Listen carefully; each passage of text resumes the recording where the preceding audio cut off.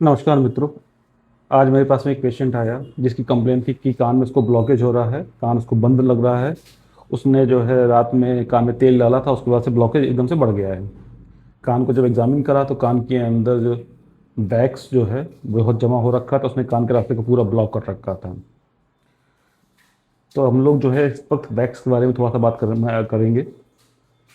सबसे पहला क्वेश्चन ये किया था, वैक्स है क्या? वैक्स जो है एक नेचुरल सब्सटेंस है जो हमारे कान की नली, कान की कैनाल जो होती है उसके अंदर प्रेजेंट होता है। ये जो वैक्स है, कान की नली के अंदर मौजूद कुछ कोशिकाएं होती हैं जो सीबेसियस ग्लैंड्स होती हैं, जो सिक्रीशंस निकालती हैं, जिससे जो स्टिकी सिक्रीशन जो है ये जो है वैक्स का फॉर्मेशन करते हैं। वैक्स में ये स्टिकी सिक्रीशन, उसके साथ में कान के अंदर की कोशिकाएं जो हैं, खाल जो है टूट टूट के इकट्ठी होती है, बाहर की गंदगी या डर्ट वगैरह इकट्ठी होती है, वो सब मिलके जो है वैक्स बनाती हैं। तो वास्तव में क्या वैक्स गंदी चीज़ है? जो है कोई गंदी चीज़ नहीं है।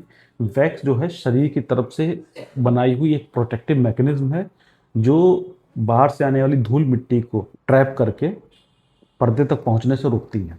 वैक्स हमारे पर्दे का बचाव कर रही है गंदगी से। पर समस्या क्या होती है, कई बार जब वैक्स किसी को बहुत ज़्यादा बनता है तो ये कान के रास्ते को ब्लॉक कर सकता है, जिसकी वजह से पेशेंट को समस्याएं हो सकती हैं। तो ज़्यादा वैक्स से मरीज को समस्याएं क्या क्या हो सकती हैं? पहली चीज़, कान में अगर वैक्स बहुत ज़्यादा है, उसने रास्ते पूरा ब्लॉक कर रखा है, तो कान बंद होने की समस्या। दूसरी, अगर साफ करने की कोशिश करी गई है या कोई इन्फेक्शन बन गया है तो कान में दर्द होना। ब्लॉकेज बहुत ज़्यादा भर गया हो गया तो कान में सीटी की आवाज़ आना।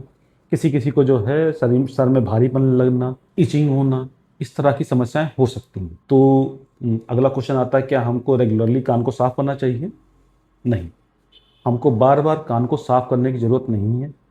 नेचर ने जो है हमारे कान के स्ट्रक्चर को इस तरह से बनाया है कि कान जो है उसके अंदर सेल्फ क्लीनिंग वाली चीज़ होती रहती है, कान अपने आप ही साफ होता रहता है। कैसे? कान की खाल जो है वो अंदर से बाहर की तरफ ग्रो करती है। जब अंदर से बाहर ग्रो करती है तो वो धीरे धीरे करके वैक्स को अपने आप ही बाहर पुश करती है।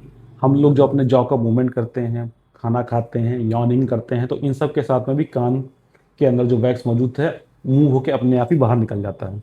हम लोग कई बार देखते भी हैं, कान के अंदर फिंगर डाली तो कान हाथ के अंदर कुछ वैक्स लग के आ गया। ये नेचुरल क्लीनिंग अपने आप हो रही है। पर होता क्या है, हम लोग अपने आप से क्लीनिंग की जो कोशिश करते हैं ईयरबड वगैरह डाल के या फिर किसी से और हेल्प लेके साफ करने की कोशिश करते हैं, तो उसमें हम 80% 90% वैक्स निकाल लिया, बचा हुआ 10% वैक्स हमने अंदर पुश कर दिया। होते होते यही जो 10% वैक्स धीरे धीरे करके इकट्ठा होकर कान को पूरा ब्लॉक कर सकता है। तो हमको क्या सही में ईयरबड यूज़ करने चाहिए? नहीं। ईयरबड जो है हम लोग जो कर भी रहे हैं वो एक तरह से ब्लाइंड प्रोसीजर है। वो कान को जो है और ब्लॉक कर सकता है, कान को बंद कर सकता है और दिक्कत कर सकता है। इवन हम लोग कई बार डेप्थ में जाके पर्दे को चोट भी पहुंचा सकते हैं। क्वेश्चन आता है कि कई बार हम लोग रोड चलते राह चलते देखते हैं कि बस अड्डे के पास, रेलवे स्टेशन के पास में कोई बंदा जो है कान की सफाई करवा रहा है। हमारे पास में हर महीने 3 से 4 मरीज इस तरह के आते हैं कि हाँ, जहाँ जिसने बाहर कान की सफाई करवाई और सफाई करवाने में या तो कान के खाल में कोई चोट लग गई या पर्दे में चोट लग गई।